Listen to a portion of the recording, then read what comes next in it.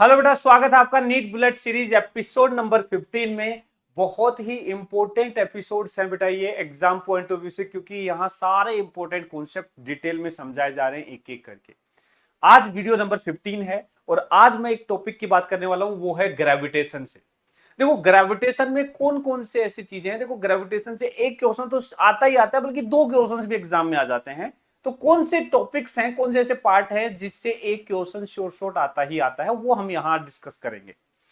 इसमें है acceleration due to gravity. देखो मेन यही है ग्रेविटेशन में, एक्सेलरेशन ड्यू टू ग्रेविटी। क्या होता है, ग्रेविटेशनल फील्ड को ही हम एक्सेलरेशन ड्यू टू ग्रेविटी बोलते हैं। कोई भी प्लेनेट के सरफेस के ऊपर कितना एक्सेलरेशन ड्यू टू ग्रेविटी होता है, कितना ग्रेविटेशनल फील्ड होता है, उसका फॉर्मूला होता है gm/r²। डायरेक्शन होती है टुवर्ड्स दी सेंटर, ये सरफेस के लिए है, ये आर उसकी रेडियस है। ठीक है।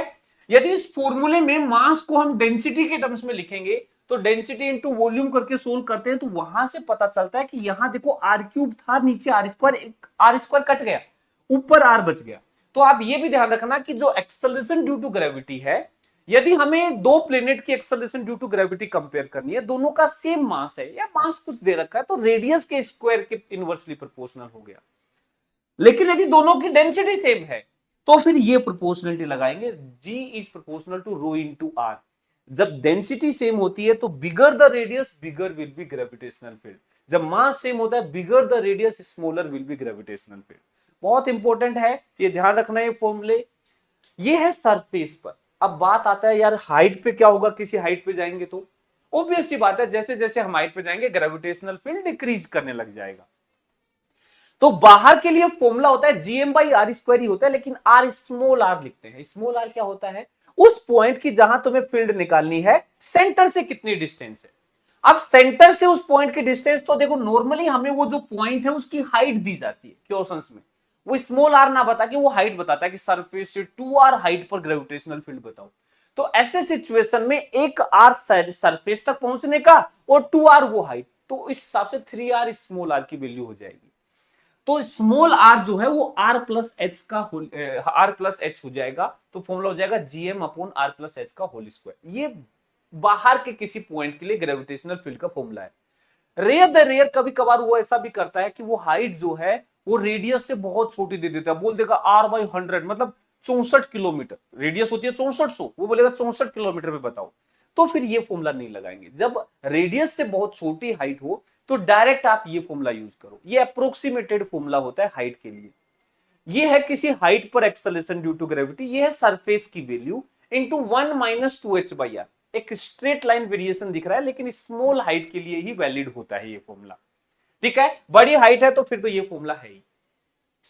ऐसे ही मान लो डेप्थ की बात करें कि जब गड्ढा खोद के गहराई में जाएंगे तो वहां एक्सेलरेशन ड्यू टू ग्रेविटी वहां भी घटेगा। सरफेस पर मैक्सिमम होता है, ऊपर भी घटता है, नीचे भी घटता है।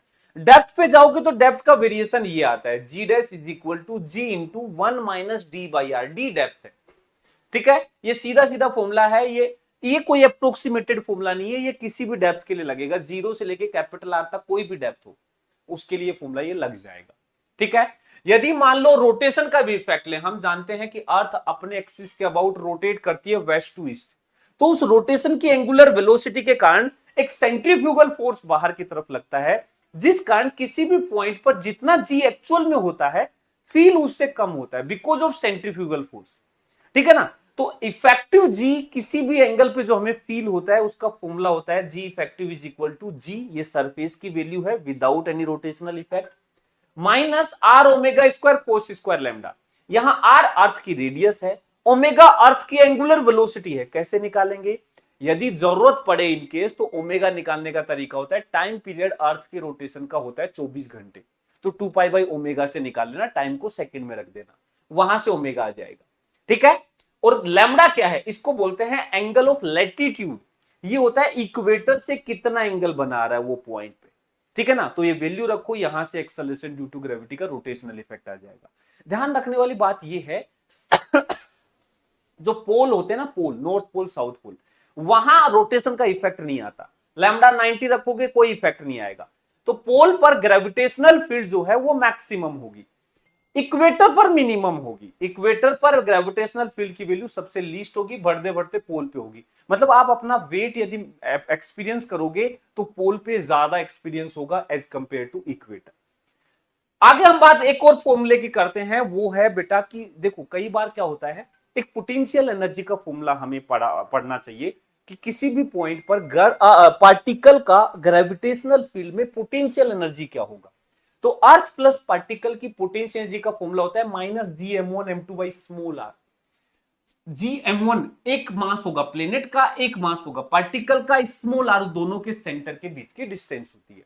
लेकिन इस फॉर्मूले से ज्यादा काम पता है क्या होता है, कई बार क्वेश्चंस में क्या कहता है, पार्टिकल को सरफेस से किसी हाइट पे लेके गए, याद रखना कहां से, सरफेस से, किसी और पॉइंट से नहीं, सरफेस से जब एक पार्टिकल को एच हाइट ऊपर लेके जाओगे तो पोटेंशियल एनर्जी बढ़ती है, कितनी बढ़ी। अब आप कहोगे सर ये तो क्या है, सिंपल सी बात है एमजीएच बढ़ी, नहीं, वो एमजीएच फॉर्मूला वैलिड होता है छोटी मोटी हाइट 10 20 50 100 मीटर 50 100 मीटर 200 मीटर इतनी हाइट के लिए, बड़ी हाइट के लिए वो फॉर्मूला वैलिड नहीं होता है। तो बड़ी हाइट के लिए क्या करेंगे, बड़ी हाइट मतलब अर्थ के रेडियस के कंपेरेबल हाइट पे जा रहे हो, आर बाई 2 हाइट पे चलेंगे, तो वहां चेंज इन पोटेंशियल एनर्जी का फॉर्मूला डायरेक्ट याद रखो, ये M G H upon 1 plus H by R, नीचे 1 प्लस एच बाई आर का फैक्टर और आ जाता है कि कितनी हाइट पे ले गए upon radius of the earth. तो MGH upon 1 plus H by R formula होता है। नीट 2026 में डायरेक्ट क्वेश्चन पूछा हुआ इस पे, इससे पहले भी एक दो बार क्वेश्चन सब पूछा हुआ था, मैंने बहुत इंपॉर्टेंट फॉर्मूले की लिस्ट में इसको रखा था और 2026 में इससे क्वेश्चन आया भी। नेक्स्ट है सैटेलाइट का केस। सैटेलाइट क्या होती है, जब कोई भी पार्टिकल अर्थ के अराउंड सर्कुलर ऑर्बिट में घूम रहा है उसको हम उसका सैटेलाइट बोल दिया। ठीक है, दो तरीके की सैटेलाइट हो सकती है, कुछ आर्टिफिशियल होती है, कुछ नेचुरल सैटेलाइट भी होती है, जैसे मून नेचुरल सैटेलाइट है, आर्टिफिशियल हम लॉन्च कर देते हैं अपने किसी पर्पज के बेसिस पे। तो एक पार्टिकल जब एक किसी स्मॉल आर रेडियस में अर्थ के अराउंड घूम रहा है तो घूमने के लिए चाहिए सेंट्रीपिटल फोर्स, कोई भी सर्कुलर मोशन के लिए चाहिए सेंट्रीपिटल फोर्स, और यहां सेंट्रीपिटल फोर्स प्रोवाइड करेगा ग्रेविटेशनल फोर्स। तो ग्रेविटेशनल फोर्स को जब mv स्क्वायर बाई आर के बराबर करते हैं तो वहां से स्पीड का फॉर्मूला आता है। तो सैटेलाइट की स्पीड होती है root G M by R. Surprising बात यह यहां एम सैटेलाइट का मास नहीं है, ये एम प्लेनेट का मास है, मतलब किसी ऑर्बिट में घूमने के लिए जो स्पीड है उस पार्टिकल के मास पे डिपेंड नहीं करती है, root G M by R होती है। अब यदि इसके पूरे चक्कर का टाइम पीरियड निकालोगे तो टाइम पीरियड देखो कांस्टेंट स्पीड से घूम रहा है आर रेडियस में, तो टाइम पीरियड होगा total length 2 pi R upon speed V naught. इसको सोल्व करोगे, वी नोट की वैल्यू रखोगे तो टाइम पीरियड ये आ जाएगा। ठीक है, 2 पाई आर की power 3/2 upon root G M, कोई बड़ी बात नहीं है, 2 pi R by V, V की वैल्यू रख के निकाल सकते हैं। लेकिन ऑब्जर्व करने वाली बात यह है कि टाइम पीरियड का जो स्क्वायर है वो डिस्टेंस सेंटर से डिस्टेंस के क्यूब के प्रोपोर्शनल होता है। टाइम पीरियड का स्क्वायर पार्टिकल की सेंटर से डिस्टेंस के क्यूब के, रेडियस ऑफ ऑर्बिट के क्यूब के प्रोपोर्शनल होता है। ये ही कैप्लर्स थर्ड लॉ है, बहुत इंपॉर्टेंट है, डायरेक्ट क्वेश्चन इस पे पूछे जाते हैं। T square proportional to are cube. Energy of satellite, बेटा टोटल सैटेलाइट की एनर्जी का फॉर्मूला भी याद रखना, यहां दो तरीके की एनर्जी है, काइनेटिक एनर्जी और पोटेंशियल एनर्जी, दोनों को जोड़ दोगे टोटल एनर्जी। आप टोटल याद रखो, टोटल एनर्जी का फॉर्मूला याद रखो minus D M M upon 2r, 2r minus सारी टोटल एनर्जी निगेटिव होती है, एक प्लेनेट का मास एक सैटेलाइट का mass upon 2r orbital radius. यदि टोटल याद है ना तो इसका माइनस हटा देना, यही काइनेटिक हो जाएगा, इसका डबल कर देना टोटल का, वही पोटेंशियल हो जाएगा। तो ये रिलेशन याद रखोगे तो काइनेटिक पोटेंशियल तुरंत निकाल पाओगे, यही एटॉमिक स्ट्रक्चर में भी पढ़ते हैं सेम चीजें। ठीक है, चलो अब क्वेश्चंस करते हैं कैसे कैसे क्वेश्चंस पूछे गए हैं। नीट 2026 का ये वाला क्वेश्चन देखो, the amount of work done to raise a mass m from the surface of earth to height equal to radius of earth. बोला सरफेस से अर्थ की रेडियस के बराबर हाइट पे ले जाओ, कितना वर्क करना पड़ेगा। एक पार्टिकल को ऊपर उठा के ले जाने में वर्क क्यों करना पड़ रहा है भाई, क्यों करना पड़ रहा है, क्योंकि उसकी पोटेंशियल एनर्जी चेंज हो रही है। जितना पोटेंशियल एनर्जी एक एम मास के पार्टिकल को एच हाइट ऊपर ले जाएंगे, एमजीएच नॉर्मली हम लिखते हैं वर्क डन, लेकिन यहां एमजीएच नहीं, यहां चेंज इन पोटेंशियल एनर्जी का क्या फॉर्मूला बताया, MGH upon 1 plus H by R. आपको पता है इसमें क्या करना था, सिर्फ वैल्यू पुट करनी थी, एम जी हाइट दे दिया रेडियस के बराबर 1 plus R by R, R by R 1 plus 1 2 हो गया, M G R by 2 answer आ गया, 4 नंबर मिल गए। 4 नंबर मिल गए mgr/2, 4 नंबर मिले कौन सी साल में, 2026 का ही बात है भाई, mgr/2। और ये इंपॉर्टेंट फॉर्मूला की लिस्ट में मेरे पहले भी था और अभी भी है। ये देखो, ए बॉडी है जिसका वेट है 48 न्यूटन। वेट पता है क्या होता है, किसी भी ऑब्जेक्ट का वेट होता है मास उसका into acceleration due to gravity, उसका वेट होता है। बोला ये 48 न्यूटन है, हमने कहा ठीक है 48 न्यूटन लिख देते हैं। कहां, सरफेस पर। ओके, सरफेस पर acceleration due to gravity G होता है। बोला द ग्रेविटेशनल फोर्स एक्सपीरियंस, मतलब फिर से वेट, ग्रेविटेशनल फोर्स ही तो वेट होता है, फिर से वेट पूछ रहा है, by the body due to the earth at a height equal to 1/3 of radius. Height 1/3 है बेटा, ये अर्थ है, ये हाइट है। हाइट यदि r/3 है तो बता सकते हो सेंटर से कितना डिस्टेंस होगा, r प्लस r/3। तो स्मॉल r की वैल्यू हो जाएगी 4r/3। मतलब हमें 4r/3 पर ग्रेविटेशनल फील्ड निकालना होगा। क्या ये छोटी हाइट है, क्या r/3 छोटी हाइट है, नहीं। तो g जो होता है यहां यूज करेंगे, g डैश हो जाएगा gm/, स्मॉल r स्क्वायर। रख दो स्मॉल r की वैल्यू, ये आएगा gm/4r/3 का होल स्क्वायर। तो जी डैश जो है नया वाला वो आएगा gm/16/9, 9 ऊपर आ जाएगा, 9/16 इंटू आर स्क्वायर। यार ये gm/r² तो सरफेस वाली वैल्यू है ना, तो ध्यान से देखोगे तो g जो है 9/16 गुना हो गया। नया जो g है वो पहले वाले g का 9/16। यदि g की वैल्यू 9/16 गुना हो गई तो W जो है वो भी 9/16 गुना हो जाएगा पहले वाले वेट का। और पहले वेट था 48 newton, 16 3 48 9 3 27, 27 newton is the answer. 27 newton is the answer, 4 number मिल गए। ये 2025 का क्वेश्चन देखो क्या है, gm/r²। सिंपल सा वैल्यू याद रखना है, हो गया काम। और देखो 2024 का देखो, बोला मास ऑफ प्लेनेट 1/10 है मास ऑफ अर्थ। प्लेनेट का मास अर्थ के मास का 1/10 है, ठीक है साहब। And diameter is half of the earth. Planet का डायमीटर अर्थ का आधा है, तो रेडियस भी आधी रही होगी। भाई देखो डायमीटर आधा तो रेडियस भी आधी, तो रेडियस ऑफ प्लेनेट जो है वो रेडियस ऑफ अर्थ का आधा होगा, ठीक है। एक्सेलरेशन ड्यू टू ग्रेविटी, ए भगवान, ए भगवान, gm/r²। शर्म नहीं आएगी मैं सोल्व करूंगा तो, खुद बताओ ईमानदारी से। भाई मास 1/10 कर दिया, रेडियस 1, तो यहां 1/10 और यहां 1/2, 1/2 का स्क्वायर 4 आएगा, 4/10 आंसर आ जाएगा, 4/10 टाइम्स आंसर आ जाएगा। सरफेस पर कितनी होती है 9.8, कर देना 4/10 टाइम्स, खुद से करो ज्यादा अच्छा रहेगा, आंसर निकालो। ये वाला देखो 2024 का, देखो ये भी था 2024 का ही था। देखो 2024 में 2 क्वेश्चन थे। बोला minimum energy required to launch a satellite of mass m from surface of earth of mass m and radius r in a circular orbit of altitude 2r from the surface.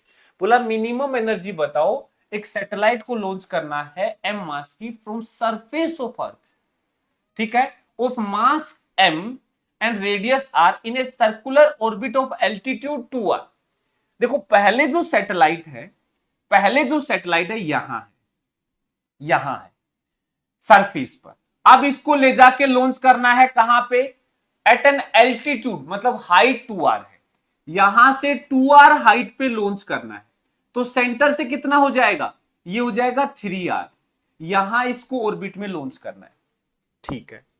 तो देखो यहां पे इसकी, अब हमसे पूछा क्या मिनिमम कितना एनर्जी देना पड़ेगा, तो यार यहां इसकी टोटल एनर्जी में देखा जाए, पहले तो देखो यहां इसके पास कोई काइनेटिक नहीं थी, पहले इसके पास टोटल एनर्जी जो थी इनिशियल वो सिर्फ पोटेंशियल एनर्जी थी, काइनेटिक तो थी नहीं, ठीक है ना। सरफेस के ऊपर फ्रॉम द सरफेस, सरफेस पे कोई काइनेटिक नहीं थी, सिर्फ पोटेंशियल थी।